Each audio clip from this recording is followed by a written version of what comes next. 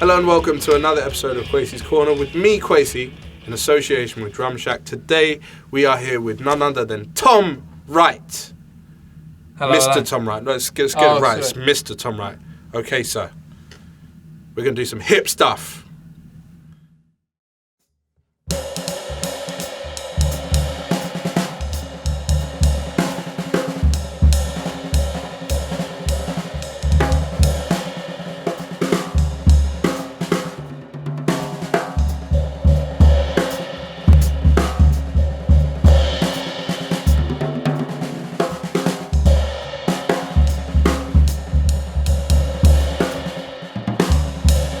So here we have another interesting episode and another guest come in. We're trying to do more of these, and today we have none other than Tom Wright, who's here today.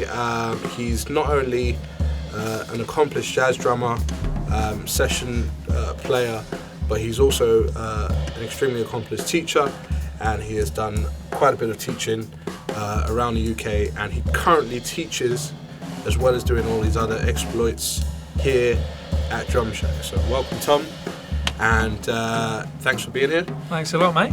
Glad to be here. Managed to collar you last week for that. Yeah.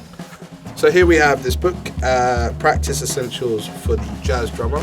It's been lovingly put together by Tom himself, a series of exercises and approaches to understanding more about playing jazz and applying it to your daily routine and playing life. So, give us a little bit about yourself. All right. Well, I moved to London nearly 3 years ago, really to start a Masters of Music at Trinity Laban, which I finished last December. And throughout that time, I've been lucky. I've played with a lot of great British jazz musicians, such as Gabriel Garrick, Malcolm L. Smith, Martin Speake, Jim Mullen, and Craig Milverton. More recently with a singer called Simone Craddock, and I also lead my own band. We've recently recorded and released an EP, so that's quite exciting. What's that called? That's just a self-titled EP of my own. They're playing for you. Yeah. Damn straight. This is how he runs. How would you say you came up to, obviously you're quite a young drummer still, yeah. So you've experienced much, so how would you say, or what would you say were the circumstances for getting to writing this? Well, I've always been a very keen practicer, like a lot of jazz drummers and like a lot of college students, doing a lot of hours. Mm-hmm. And I was doing the typical books that you do, rightly so. There's some great texts out there for jazz drummers. Ted Reed's Syncopation, Alan Dawson's Complete Vocabulary for the Modern Drummer, I think it's called. Mm-hmm. But I was also always interested in discovering my own stuff and discovering what routines and exercises works for me, mm-hmm. and thinking about what I wanted to improve on and how to best come up with maybe a unique exercise for that thing I wanted to improve on. So I ended up, whilst at college, coming up with a lot of original exercises for things I wanted to improve on. And I came to think, well, I've got a lot of exercises here. I was mentioning them to fellow students or fellow mates at college, and they liked the sounds of a lot of them. So I put it together in a book. So I do know that this is currently being sold at Drumshack. So for those of you, this is the point of this book, he's trying to sell his wares, isn't it? But for those of you who are looking and wondering where this book is and where you can reach it, you can grab a copy in store at Drumshack. It's also on the website. It's listed up there, and we'll put the link below so you can have access to that. Tell us a bit more about this book and what's in it. All right. And how would this benefit someone like me, a simple man who just wants to play some drums? I split the book into 4 sections. The first being common forms. So, okay. The most common forms in jazz, straight ahead jazz, are the blues, 12-bar blues, and the 32-bar song. And it is vitally important that as jazz drummers you get comfortable with these forms. Okay. When you're on the bandstand, you're not getting lost, and you're feeling very comfortable with the shape of the form. Right. So there's 2 exercises to help you getting comfortable. The 32-bar song for me is a little bit easier because it's symmetrical phrases. Right. But the blues, which is the first one that we deal with, is for me when I was starting out, was slightly more difficult to hear because it's not symmetrical. It's 12 bars long, right? So there's not really a quick fix to hearing the form, whereas there might be for a 32-bar tune. A 12-bar blues, for me, you have to hear the harmony to know where you are. You just have to man up and hear the harmony or hear the melody of the tune and hear the shape of the form. The harmonic pattern that I've used is very simplified. There's lots of different chords patterns for a 12-bar blues, but the one I've used is very, very simplified. And so for the first 4 bars, we're just going to call that chord 1. So for those 4 bars, you play the same lick 4 times, right? Then at the 5th bar, when it goes to chord 4, you're going to change the lick, and it goes back to chord 1. You're going to go back to that original lick. Then on the last 4 bars, when you hit chord 5, it changes again, and you get the point. You change the lick based upon the harmony. And within the book, there's like a more soloistic chorus of 12 bars, and then there's a more comping-based chorus of 12 bars. Okay. And if you just go round and round that cycle, you're going to get so comfortable with the shape of the blues because it's going to force you to hear the harmony. So you guys are going to see a bit of this up next.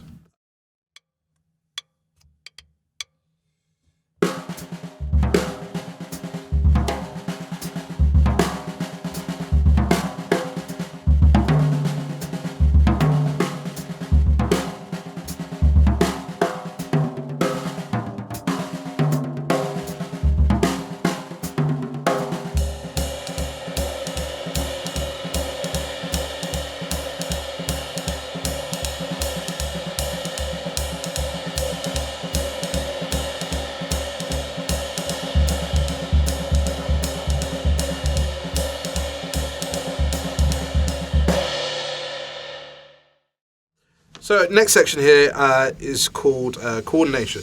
So obviously you've done a video on that. Do you want to tell us a bit more about this section? Yeah, okay. So coordination is something there's been a lot of drum literature on coordination. Yeah. But again, I'm trying to bring it into the musical context. And the first thing I deal with is the bembe ride cymbal pattern, which is like this. Right? That's the bembe ride cymbal pattern. Now, cool. There's so much, as I said, drum literature on coordination, but it's mainly to do with ting, ting, ting, ting, ting, and then all kinds of stuff with your other 3 limbs, and particularly the bass and the snare drum, which is great, and you've got to get that stuff together, but I'm not going to bother dealing with that here. I'm going to deal with what I think is kind of lacking, which is the right hand. There's not that much done on the right hand stuff. And why I've used the bembe ride cymbal pattern is because not only is it a lovely pattern, but it's directly applicable to jazz because it's based upon the same triplet time feel as jazz. So to have that kind of dexterity, you can bring that to your jazz playing, and it's also going to open up your stylistic vocabulary. Sweet. I want to buy this book. There's 2 little parts to it. The first is it is an abstract sort of technical exercise. You got the right hand going, and then your left hand is going to do all those various bars of possibilities of a triplet division, and you can apply that to your right foot and your left foot as well. Take it where you want. Switch it all up. Do the reverse. Then the second half of this bembe part then applies it to music. So we're going to take Thelonious Monk's Blue Monk tune and keep that bembe pattern going, and you're going to play the melody of the tune between the snare and the bass drum, and you've developed that dexterity from the preliminary exercise. So you're going to see a bit of this up next, where Tom's demonstrating what coordination is and how you do the bembe.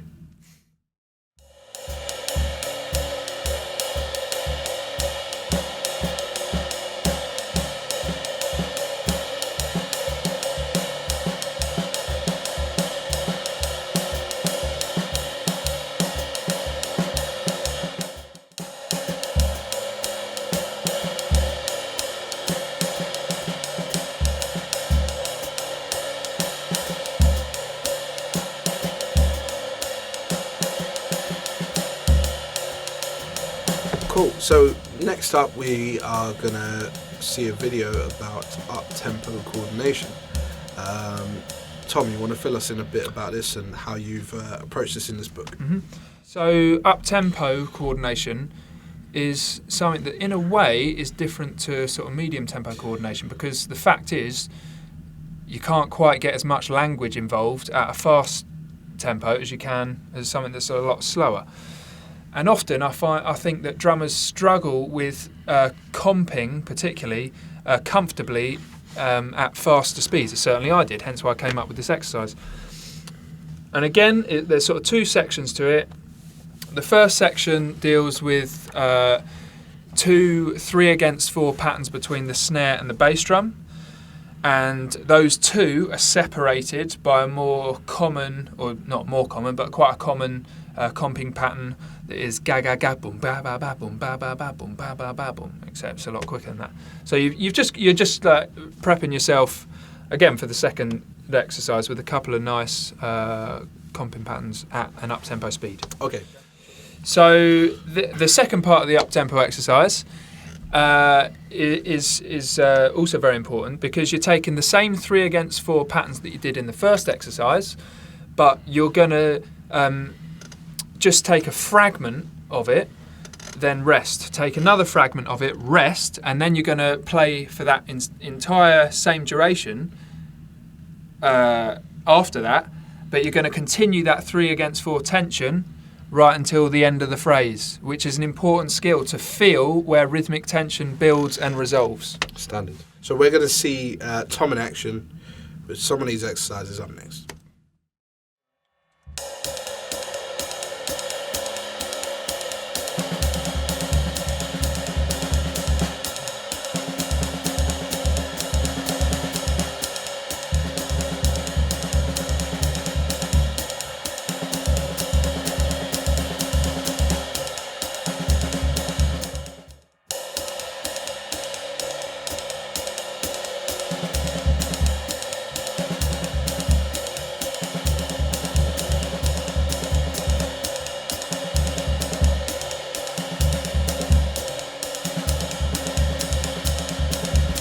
Alright, so next up we have switching subdivisions. This is the next section in your book. You want to give us a bit about that? Obviously it says at the beginning here, stickings and motifs around the kit. Mm-hmm. What is a motif?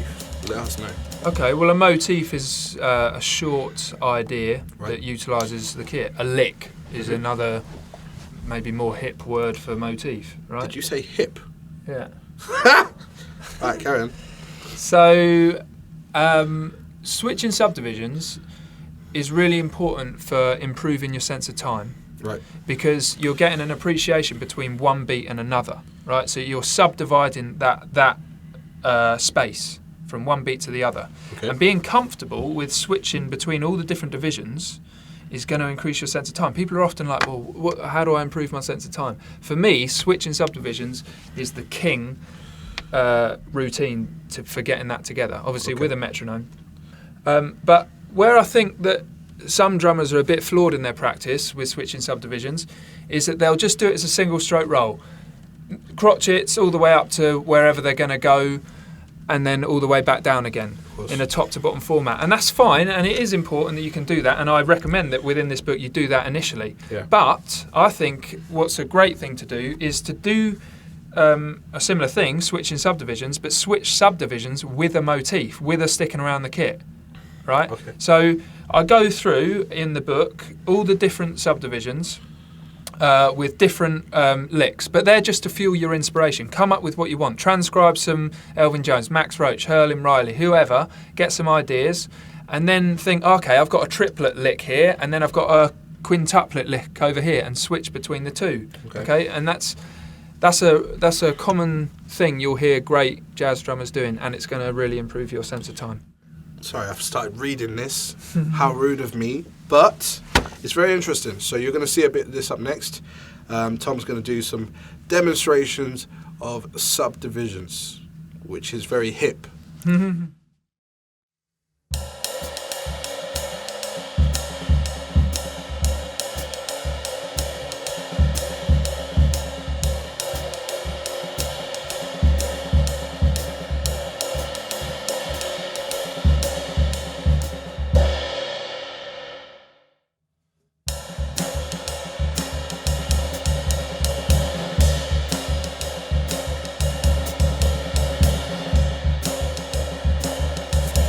last but not least, we have language and motivic development.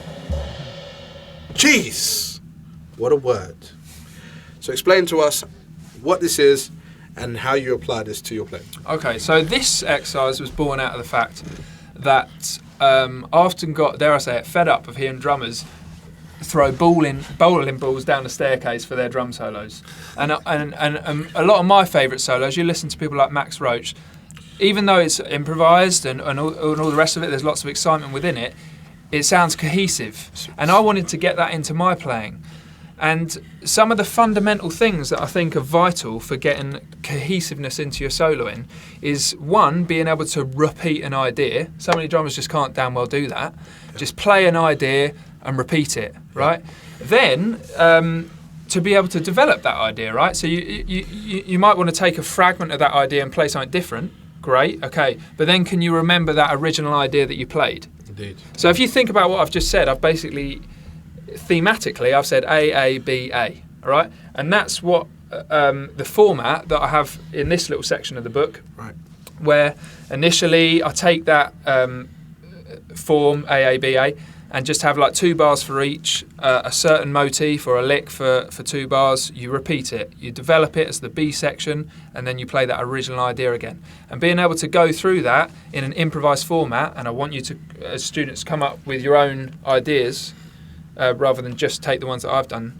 To be able to do that is a really important skill, and it will come into your solos, and your solos will be more cohesive. There you go, guys. From the man himself, motivic development. He's going to demonstrate now in the next segment what this is and how you can apply that to your playing. Up next.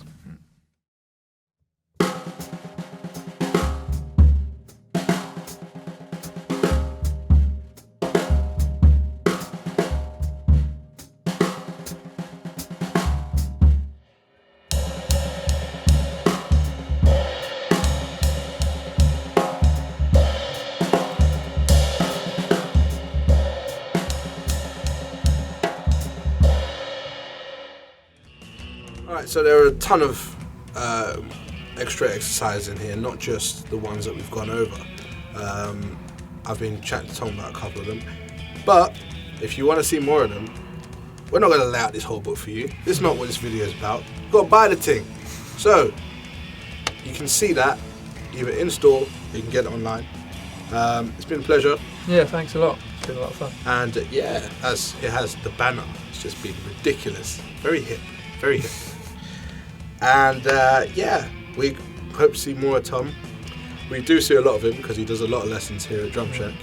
But you know, if you want more information about Tom and what he does, even his trio or any of the other projects he's part of, feel free to get to him on whatever social media outlet he's on. Website, that's all I do, I'm old school. He's old school. tomcwright.wixsite.com/drums. Yeah, don't even bother buying a We'll put the link below. Jeez. Thanks a lot for listening, everybody. This has been Kwesi, big man, big him up. Safe. And Tom Wright, of all people. God knows why I'm sat here. But thanks for listening. Check out the book. Big up Drumshack. Have a good one. Like and subscribe. That's all I have to say. Later.